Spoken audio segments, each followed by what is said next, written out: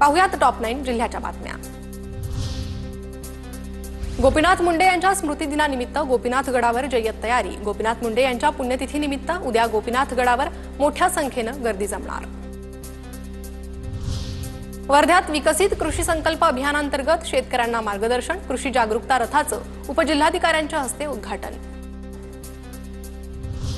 वर्ध्याच्या विजय गोपाल परिसरात जुगार खेळणाऱ्या 10 जणांवर गुन्हा दाखल, पुलगाव पोलिसांची कारवाई। चंद्रपूर जिल्ह्यात प्रवेश केलेल्या रानटी हत्तींवर प्रशासनाची नजर, मानव वन्यजीव संघर्ष टाळण्यासाठी त्रिस्तरीय पथकांची निर्मिती। जामखेडमध्ये हॉटेल व्यावसायिकाच्या मुलावर गोळीबार, कुणाल बंडू पवार असं गोळीबार झालेल्या तरुणाचं नाव।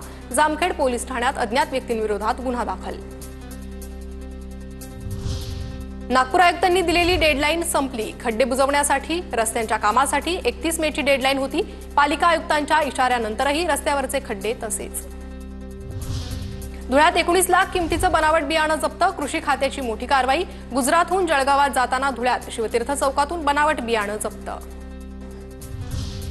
बीड जिल्ह्यातील माजलगावमध्ये भरधाव ट्रकची रिक्षाला धडक, अपघातात 4 जणांचा जागीच मृत्यू तर 2 जण गंभीर जखमी। आयशर टेम्पो चालक घटनास्थळावरून पसार। वाशिमच्या मानोऱ्यात फसवणूक आणि दरोड्याच्या तयारीत असलेल्या 4घांना अटक, 2 लाखांच्या बदलात 7 लाखांच्या बनावट नोटा देण्याचा आरोपींचा प्रयत्न।